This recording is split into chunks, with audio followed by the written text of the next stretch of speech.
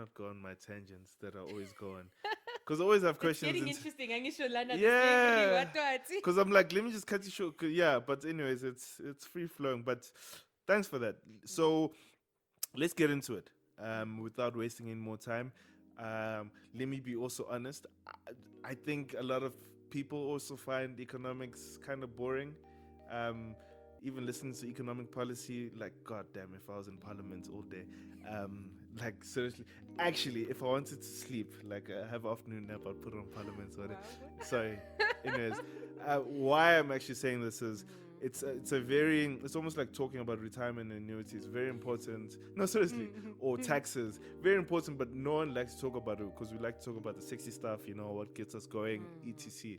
So let's let's be cognizant of the fact that we might not be speaking to people that, including me, economically inclined. Um, so what I'm basically saying is, long way of saying it is, explain to me like a 5-year-old. No, seriously. Let's make economics exciting. Yeah, and let's make it. It's almost like speaking about science. When you hear Neil deGrasse Tyson speak okay, about no, it. I would lie. I do feel that way about science too. You Like see? I'm like, like, yeah, dude. But when he explains it and how, for me, it's like, how do we take these big theoretical concepts and then bring it to the common man? Yeah. Obviously, there's going to be some technical terms that I will understand because I've done, as much as I say I'm not economically inclined, I've done advanced economics, etc. But let's just have a normal, average South African conversation. Talk about demand supply curves. Yes. That's oh, what I god promise damn. not to do. No, and okay? people used to say economics is demand. I won't talk about those, I promise. Anyways, your expertise are obviously around budget. So let's get into it. You based on your interviews, you critiqued the recent budget. Can you just elaborate on that? What are your issues? With the supplementary budgets. with the supplementary budget, why, and what were you expecting? Okay. So, not to take us too far back, but to say that the critiques of the supplementary budget build on critiques of budgets generally. I've been doing this work since last year, and already we were saying government hasn't been spending enough on basic human rights, so education, health, all those things. We're already saying you're not doing enough, right? And so COVID hits us, and we're like, well, all that stuff we're fighting for just got even more important right now. Not that, like it's even more urgent right now that we deliver. And so what we expected was that government would incentivize people to stay home by giving them money. In every country, how do you get people to stay home? I mean, I would love to be paid to stay home. You'd stay home too. If everyone got paid to stay home, we wouldn't be out there getting coronavirus. That's the reality, right? And so the first critique was that they increase social grants. And I know this is interesting to a lot of people because it's our tax money, right? People are very concerned about increasing grants in general. Like you'll see that the public perception about grants is actually flawed, and we won't get into that debate because I get very heated about this because I don't think grants are charity, and most people think of it that way. Okay, let's just pause on that because I want to explore that. Okay, sure. Because, and the way this is coming from is when you look at countries like Kenya where there's actually no social grants. Obviously, there's different theories around it in terms of if you don't have grants, then the citizens of the country are forced to be entrepreneurial, right? I'm not so sure the situation in Nigeria, but then when you come to SA and other countries, it becomes almost like a crutch, and it makes the simple arguments is just about people being lazy. It does not incentivize people to go out and look for work. So what is the public perception of grants, number one? And why did you critique the increase in social grants? Well, we didn't we critiqued. Okay, let me start there. We critiqued that it wasn't enough, and that it was punitive to women. And the reason why we argued that it was punitive to women is because you know how the child grants increased, ne? First of all, we thought it would be 500 rand per kid, which is not what happened. It was 500 rand per caregiver. So if you've got 5 kids, you're only getting 100 rand per kid. But if you've got 1 kid, you're getting the full 500, right? Okay. But then also, if you are the caregiver, you actually can't apply for the unemployment grant. Shit. But you're not the recipient of the child grant. Do you see where the problem is? So Busi, as an individual mother, is not the recipient of the child grant. My child is the recipient of the child grant, right? And so now I'm being excluded from the unemployment grant because I have a child. And as we know, most women are the caregivers. So it disproportionately affected women. So we said it is punitive to women to exclude them from this unemployment grant by saying that if you are already a recipient of a grant, you can't apply for it, right? Okay, So that was the first thing. The other thing is that the 350, I mean, personally in my institute, we said there should just be a universal basic income grant. That would have been the easiest way to implement this. And I think SASA, the way they've gone about it was obvious that it's easier to just give money to everyone than to say, if you are blue and this and that, now you've got all this criteria. Now you are, I think 80% of people who were denied were actually falsely denied in terms of the UIF criteria because they actually didn't do it correctly. And so all these people were rejected falsely, right? So we were like, look, if you just give everyone money, guys, which is what America's doing, $1,200 check to everybody, right? When you say everybody, you mean everyone who's unemployed? No, everybody. Like me earning $100,000 per Everybody. That's America. what a universal stimulus is, right? Like you know, the best stimulus packages are ones that go early, go early, go hard, go household. And that means give money to people.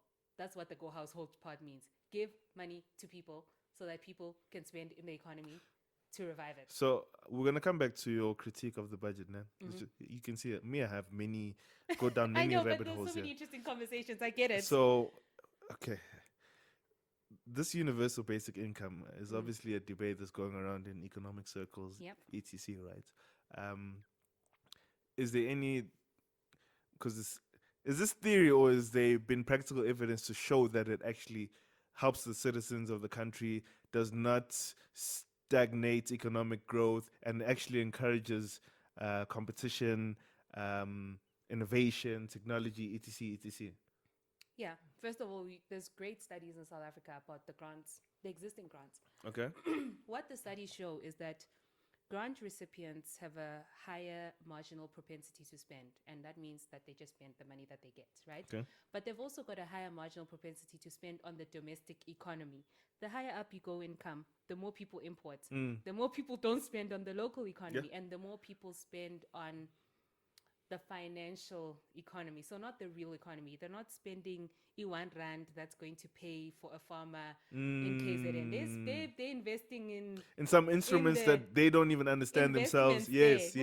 So the thing is, in terms of boosting domestic demand, which South Africa has very low domestic demand, is that you need to give people money to spend to build that domestic demand. So those people, because they spend on the domestic economy, they play a big role in actually maintaining demand in the domestic economy. And I think, you know what is always interesting to me is that the basic income grant argument is not new. The first time they had it was in the early 2000s. 2003, there was a Taylor report that basically said if you give every South African 100 Rand, you'd reduce poverty by 76%. 100 Rand, guys, remember, this is 2003. If government had given every single person 100 Rand, we would have reduced poverty significantly. Sure. Right? We are now in 2020. 55% of the population of South Africa lives below the upper bound poverty line of 1,200 or below 1,227 Rand a month. So 55% of our population lives below 1,300 Rand. So do you see? So to build the economy, right, you need to spend in it. And that's why I'm opposed to what government is proposing, which is to say, if you make the conditions right, then business will invest, and then somehow the economy fixes itself along the way. That's not how it works. And of course, universal basic income grants have been implemented in different places and considered in different places. And it's about the full package. Some countries don't give a universal basic income grant, but they give free health, free education, all of these at a very good quality, such that you actually don't need a basic income grant in that nature. So if we had all these other things, maybe we wouldn't need a basic income grant. If everyone had the right to food in the way that they should, maybe we wouldn't need a basic income grant, right? Okay, so we'll come back to the budget. The one question which I don't want to run away from was the public perception on grants. What is that? Is it a negative? I'd assume it is, right? Yeah. What is the perception and why are you against that? Okay, so there's so many layers to this. So the first bad public perception is that people have children for grants, and I think there's like so many studies that disprove this continuously, over and over and over again. There are people who spend so much money researching this, guys. They interview people, they find out why people have children, all these things, and then they disprove this over and over again. But this argument, I think, why it's really bad is because, let's say, old men in power reproduce the stigma, right? So when you hear the argument for let's increase the child grant, you hear people say, yeah, but people have children for a grant. And nobody thinks about the child grant is below the food poverty line. It's literally below what you need to survive as a human being in South Africa on a daily, like on a monthly basis for basic nutrition. It's not even that much. It's 445 rand.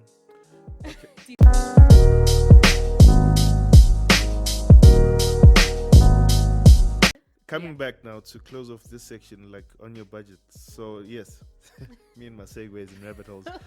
Critique of the budget, just top line views. What else? So obviously, you said that they should have increased the social grants. Probably. It was not enough. Yes. What else?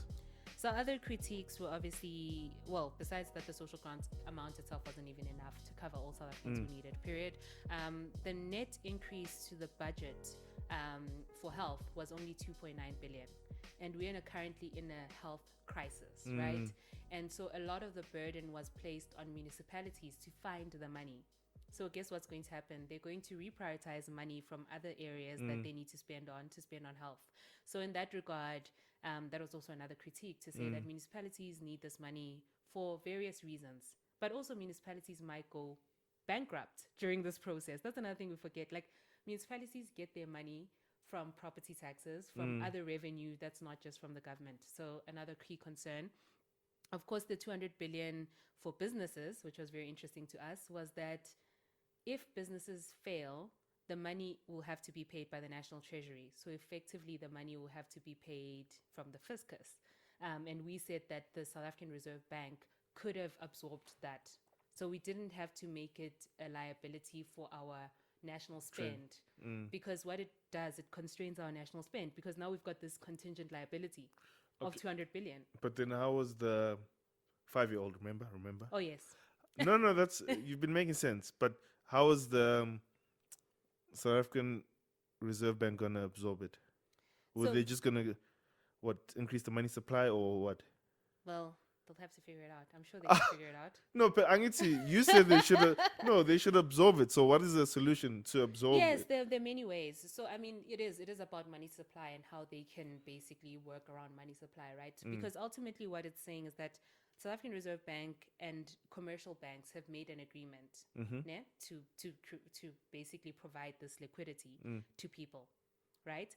But at the same time, it's like, well, if these people fail, National Treasury has to pay for this like, deal. like, we out I of hear this. you. But we're saying is that South African Reserve Bank obviously has resources and is able as well. And I think we underutilize the South African Reserve Bank, period. So I see what you're saying. It's similar to the '08 crash where the US government actually bailed out. Yeah. Which was the Federal Reserve, right? Bailing out companies. Yes. That's what you're basically saying, that the SARB, as we would call them, was supposed to stand as surety to say, if you guys fail, we got you. Like basically, we've got a role besides creating liquidity and making money available for the market. Our role as well is to do something. And so what we basically say continuously is that the South African Reserve Bank doesn't do enough, would be our other critique. would you say they're spineless? Ish, guys, I'm getting the independent women. Woo! You heard them all the time. They're independent. They're not involved in, even now with the IMF loan, which we'll get to. They said, somebody asked Leseja a question, the governor of the Reserve Bank, and he said, don't ask me, ask National Treasury. I was like, Don't talk to me. Don't talk to me, talk to my lawyer. Basically, I was like, damn. Guy. So those are some of the critiques. The job creation, we know that the job creation has always been, our government is always creating jobs. I don't know if we've got anything to show for it much. And so there was 100 billion towards job creation and wage support. which ultimately in the budget, they only allocated 6 billion for this year. So remember, they announced 100 billion for that. So 94 billion short. They said they'll spend in the future. What kind of relief package is spent in the future, guys? Can we No, start relief there? is right now, Jay. Exactly. Like, I don't have money now. Not I want my money for the future. So is this what they said in the budget? Yeah, so it's only 6 billion that was allocated for this year for job for job creation. So not only are we obviously hit hard economically, we're losing jobs, which we still haven't really felt the impact. And they're saying, we'll spend it in the future. And we're having fiscal stinginess is what it is. So not only are we hard hit, we have fiscal stinginess, and then the budget, and this is the biggest critique, is that the budget is going to cut. They're going to cut the budget over the next couple of years, right?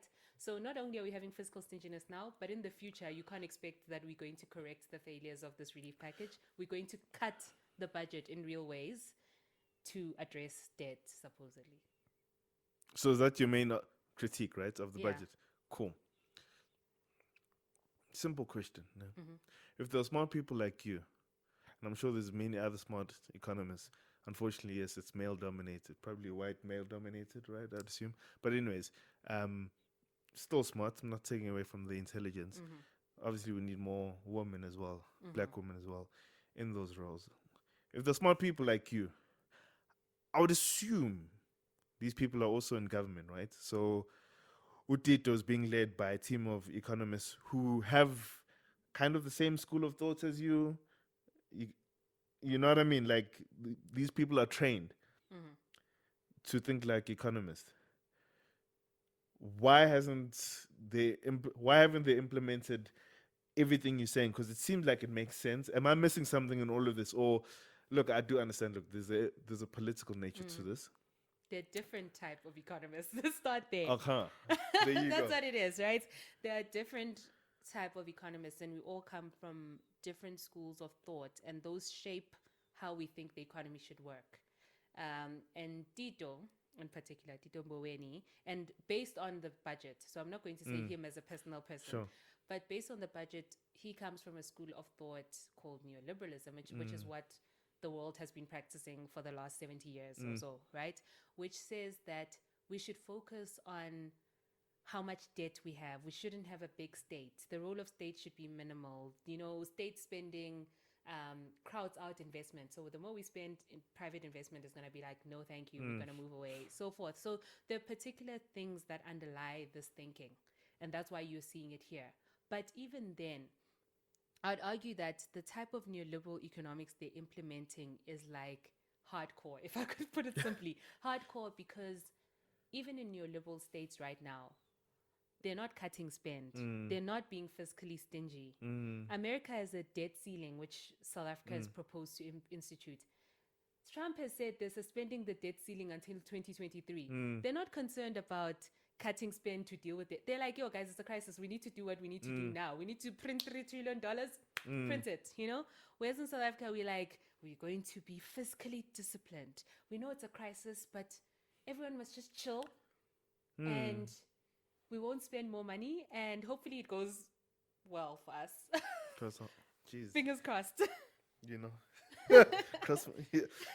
Oh, man. Okay. I don't another tangent, but I won't go into it because it's so true what you say. If I look at historically, like, I'll always refer to 08. I don't know too much about the Great Depression, but in 08, I think, yes, you spoke about the Federal Reserve actually bailing out companies. And yes, it took about 4 or 5 years for them to start recovering. But it seemed like they weren't selfish, you know. When Obama came, he's like, okay, what do we need to do to fix this? And they managed to recover. So I would think humans don't learn from their mistakes. They never do.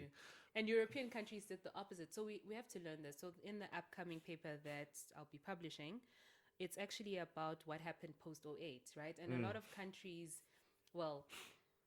countries spent a lot in 2008 to 9, and then they were like, yo, guys, debt is so bad, now we're going to cut spend like rapidly. And what that did was actually depress the economies very badly. So you see there's been a turnaround in thinking just before this crisis, long enough for us to have learned from our mistakes, where people were like, guys, actually, when you cut spend, you reduce GDP, you reduce your income. Mm. Ne? And debt is considered relative to GDP. I'm sure it's debt Debt to to GDP GDP ratio, yeah. So if your GDP is shrinking, your debt is increasing as a share. Mm-hmm. So that was what is happening in a lot of countries that implemented austerity, which is cutting budgets and increasing taxes to deal with the debt. Yeah, well. So now here these countries were doing this. Unemployment was increasing. People's social grants were being cut, or social services were being cut. And worst of all, there's so much research that shows that women, marginalized communities, the vulnerable, were the ones who suffered the most, because women, because they do a large share of the unpaid care work, are the ones who are reliant on social services more. And so the cost, and there's a great paper called "The Face of Austerity," and it's like a woman on the page, because ultimately these policy decisions that we make, there are people, and poor people in particular, bear the costs, and not necessarily the middle or the upper classes. Although we think we do, right? Like we think, hey guys, I'm going to have to pay more tax and whatever. No, and thank you for that. I'm really trying to hold myself, because I'm like a kid on Christmas. So I just have a very curious mind, and I can go many, but also just trying to keep it here, Contained. A question just popped up in my head right now. Unrelated to COVID, we'll come back right now. Just since it's still hard in my head, it's fine. Let me ask it. GDP, is GDP the best measure to measure just the country's progress, right?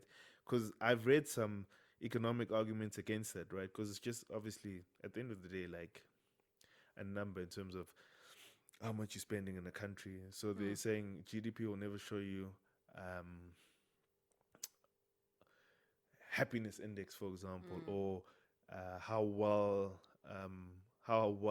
I guess similar to happiness index, how well a country, the citizens are, technology. So just what are your views on that for measuring? Because we're always just talking about GDP.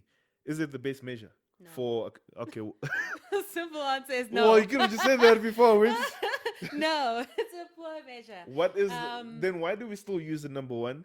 And what are better alternative measures? Is it GDP per capita, etc., etc.? But yeah.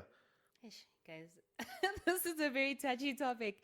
GDP is not a good measure. And I feel that to understand why GDP, first of all, GDP is like 100 years old. Let's start there. Like, so it's a pretty new concept, right?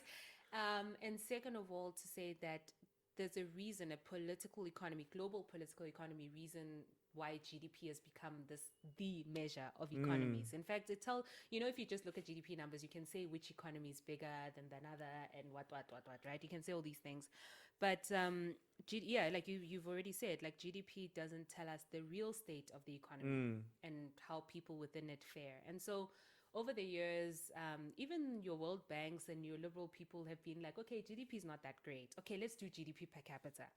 But even GDP per capita is not a good measure because it doesn't tell you the equity of capita. It just tells you on average. When you say equity per capita, you mean like who? Because you might find who has GDP 1,000 versus who has 100. Yeah, because I know in some African countries GDP, because they have smaller population with maybe a medium the to oil ones particularly. Yeah, high GDP per capita. Then they'd have a high GDP per capita, but you'll find that they have the biggest inequalities. Absolutely. Where the 1% owns 99%, for example. Yeah, it's the same as South Africa. South Africa is supposedly a middle upper income country, right? And you can look at it at per capita levels, right?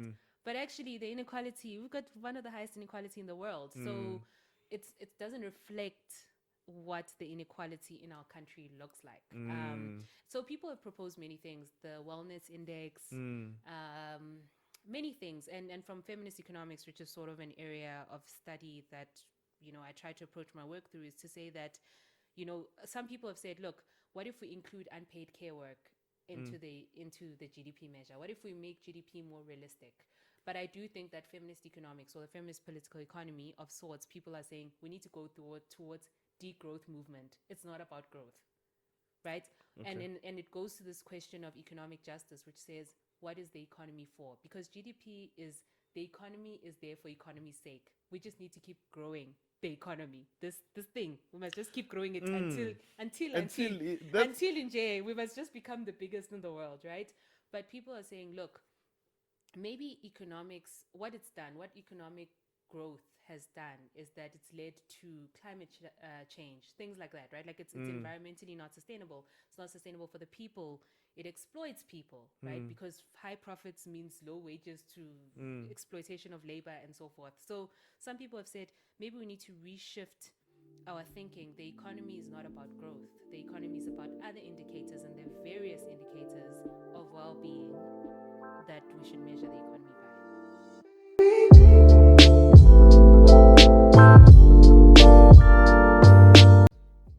In terms of the 500 billion, what government has said is that they've put together a response package of 10% of GDP. That would include also the South African Reserve Bank's interventions, which are not money per se, like directly, but they've provided liquidity or support to businesses and other people. And we won't get into the bonds and what. But basically to say that out of this 500 billion, we have to understand it wasn't 500 billion new spend. It's not like government said, Yazin, we're going to find 500 billion worth of new money, and we're going to spend that in the economy. That's not what happened, right? Okay, now you've clarified that, because I was under the impression, Uti, we need 500 billion to actually, deal with Corona and help businesses. I know I'm simplifying it again, but no, I know, no. But that's what I think. That's what it sounded like, right? It sounds like government is going to find 500 billion new money, new money, but that's not what happened. So in terms of the budget itself, only 45 billion was new money to the budget. So what has happened there is that there's a lot of money that was going to be spent anyway for other things, infrastructure, things like that. And what they've said is, look, move that money from infrastructure account to COVID account. That's the simplest way I can put it. And so a lot of the money was what we call reprioritizations. So money being reprioritized from one to the other. So that's the first thing from the budget. And so out of the 500 billion, 145 billion of COVID spend was meant to come from the budget. So that means 109 billion was reprioritized from other budget spend. That's the first. The UIF money already exists, guys. We pay UIF. Yeah. It's not government giving UIF money. It's UIF money, right? That's the second one. Then there's the loan guarantee. The loan guarantee is on SARB's sheet. The National Treasury is just the backer of the loan. So if people fail to pay the loan, then National Treasury will have to pay it. But it's not money like off the budget, right? But of course SARB has to create that money, right? Because you have to give people real money loans, but they're loans. So in effect, in the long run, they're going to be paid back, whatnot. So that's basically like the large share, like the large share of the budgets. That's what I'll say. So here enter the loans, right? So it's to say that, fine, 500 billion is not new money, but then South Africa is going to experience a huge hit to tax, because the tax finances the budget itself.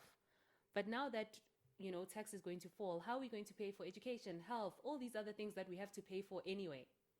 How are we going to finance those? And so government has said that, then they were like, look, let's go borrow. To date, we've borrowed 92 billion, 70 billion from the IMF, 17 billion from the BRICS, or New Development Bank is what it's really called part now. of BRICS, yeah. Yeah, and then the 5 billion from the African Development Bank. So the 92 billion you've borrowed is to finance government spend. That was going to happen basically anyway, or COVID spend, or partially COVID spend, new spend. So it's kind of tricky because it's like an accounting trick.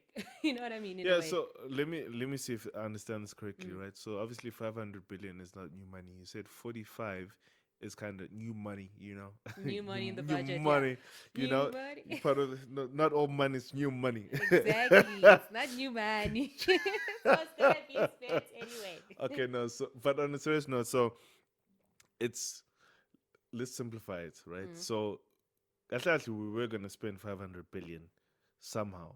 Obviously, we're going to spend more. No. We were going to spend more. I'm just talking about general budget.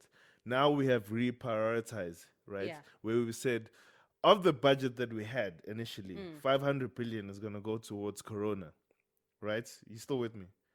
Not all of it is on the budget. Not all of it is on the budget, though. What do you mean by that now?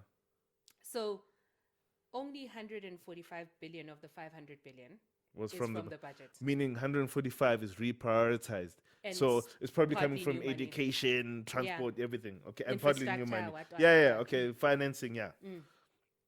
145, maths young sharp, but say 355 million left, Billion. billion. Yo, you see, billion, million. Billions. 355 now. Yeah. That's the balance. Where's that coming from? So the What is one is on the SARB sheet for now. That's 200 billion. 200 billion. Is on SARB. I'm sure that's Meaning the loan guarantee program. They're increasing money supply. In a way. Well, they're In a borrowing way. the government. Yeah, They're borrowing the government. in a simple way, they're making money that will be paid back eventually. Because it's a loan. Okay. So they're providing liquidity to businesses, and that money will be paid back. Sure. But if people don't pay back, then government, the budget, has to pay for that money. So that's what's happening here. Yeah, which is back to our earlier point, which Yeah. Treasury now is the backer instead of SARB. Sure, Yeah, okay, well- with you. And then the UIF money has got nothing to do with the budget. Okay. Do you see what I mean? Like, it's not even there. Like, it's UIF is just UIF. It's a separate thing, like different. And so in that regard, okay, if we're to simplify it, it would be to say, okay, let me make it in income terms. Ne? You've got your salary for the month, right? You've got your salary for the month, and you're going to earn 1,000 rand. Simplified, 1,000 rand that you have to earn, and then you like, wow, guys, now there's a crisis. I'm not going to go to partying anymore because I can't go outside. Okay, let's say earn 1,000 rand. Guys, I'm sick, right? Yeah, I'm sick. I'm so sick. I'm going to spend money on a doctor and Go in the pay hospital. for my medicine. Sharp. But what you're going to do, you only have 1,000 rand. You can't like create money. So you're going to be like, I'm going to cut from this budget within my budget Yeah. to pay for my doctor's Less visit. partying ish. I'm not gonna buy. I'm gonna eat twice a day, for example. Right? Whatever you need to do. Sure. So Okay. that's what you do. So you're like, okay, fine, we're going to reprioritize this money in this way. But then you're like, but I'm sick, so I didn't go to work. And let's say you work, you're a consultant, you get paid on a day-to-day basis. So now you didn't go to work for 3 days. And so you don't get paid for 3 days. So now you're like, I didn't get paid, so I need to go borrow from the bank. That's basically South African government. The IMF loan is basically them trying to make up for the lost income. Sure. As a result of COVID, Sure. basically. Thank you, teacher. Lovely explanation. You helped me with that income one, though. That was okay. So that's basically what happened. It's basically, but then you would have gotten UIF. So this still makes sense. This analogy still makes sense because as a sick person, you would have still been entitled to UIF, which is not part of your budget, and it's also not part of your bank loan. It's just an institution that you pay money to separately.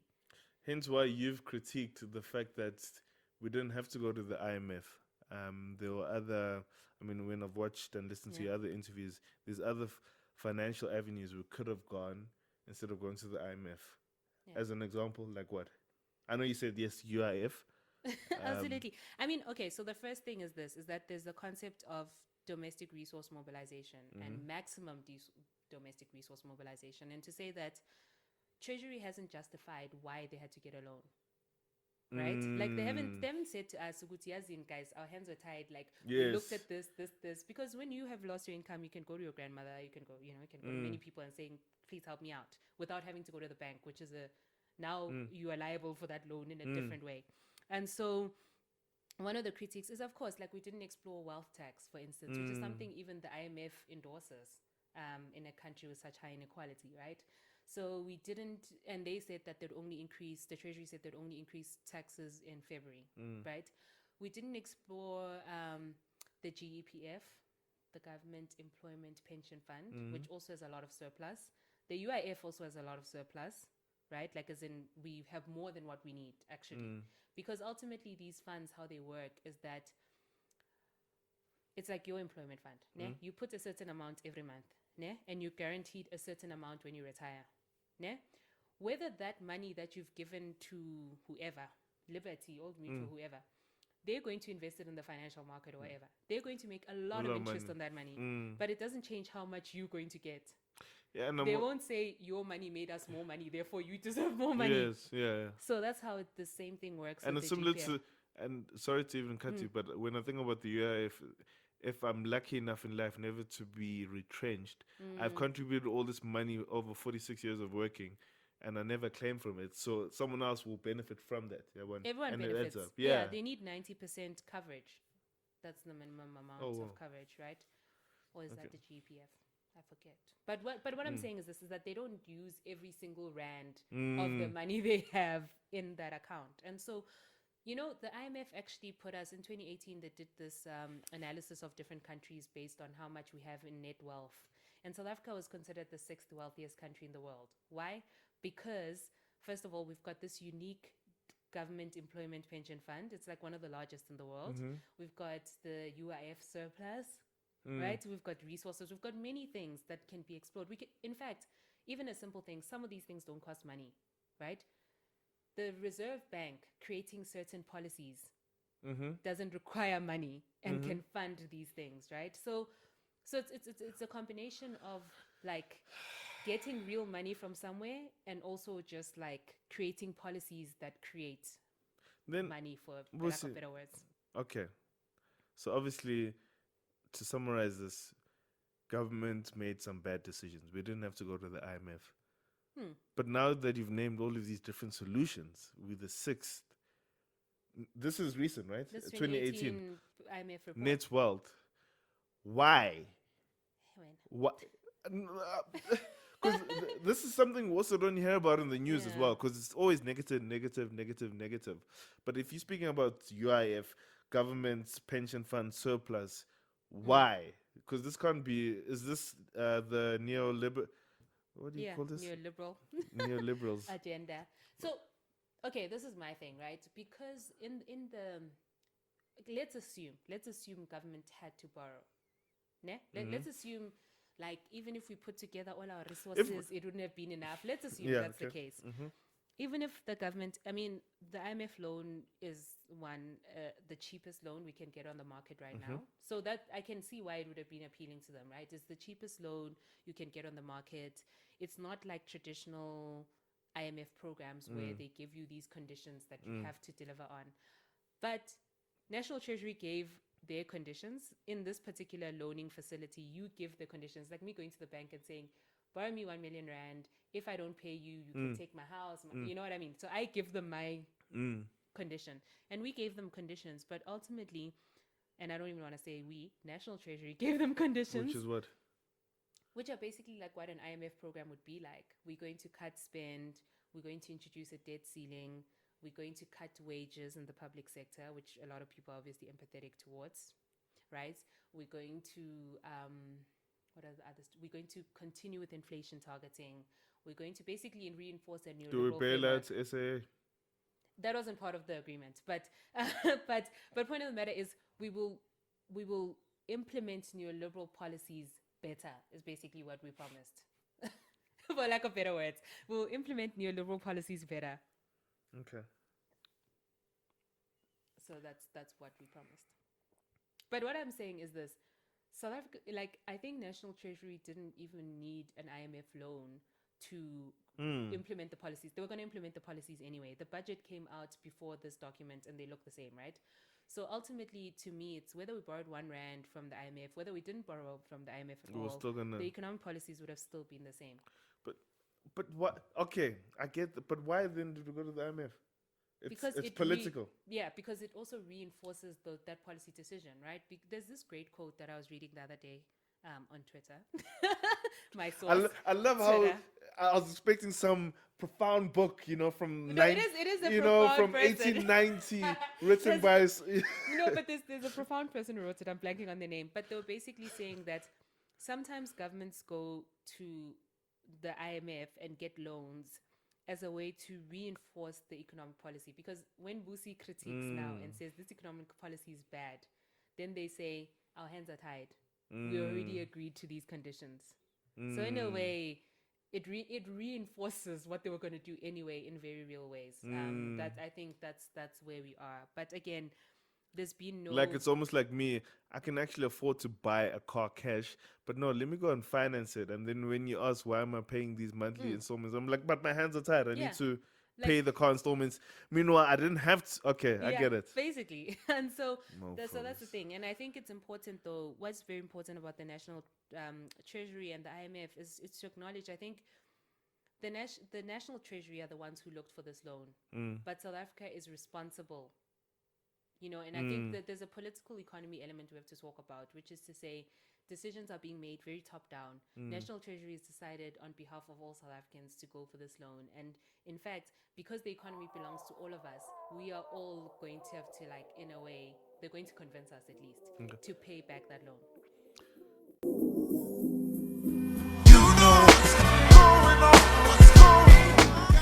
Break before the next section because I don't want to take up too much of your time. It's just very interesting conversation. Always is. You love My life. economics, you right? It's So- tiring. So, still on the budget, right? And you said you've been analyzing the budget, for the last year, but I'm sure you've done your research in terms of other budgets from different years, etc. What is a negative trend you have seen in the budget? I know we spoke off camera about there's been a decrease in medical budget as much as it's increasing in absolute terms, but medical per capita is down. Those type of examples. But what's a negative trend you've seen in the budget, say in the last 5 years, for example, that the average South African should actually care about? That it affects, this is us just bringing it back to home, that it actually affects me. Do you know what I mean? That we're not paying too much attention to. Absolutely. I think the first one is health, clearly, right? 83% of South Africans don't have medical aid, right? So 83% of our population relies on public health. And like you've already said, per capita spend has been declining over time. So what we're spending per person is decreasing over time. But you have to remember, with medical price inflation is higher than normal inflation. So in fact, the decrease is actually higher than just saying Uguti. It's not, you know what I mean? It's not just inflation adjusted. So that's the first one. We've been the other negative trend is in basic education. For 10 years, for a decade, basic education has been declining per spend per student. And this is not to say Uguti, the more you spend on education, the better the outcomes, right? But it's also to acknowledge that in the system that we have, there are students who still have to use pit latrines to go to the bathroom. So how do you decrease spend?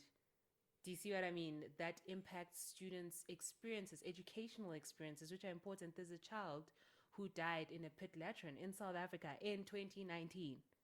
Do you see what I mean? So it's like where we send our children to school, what kind of experiences, not just like textbook experience, but do they have portable water?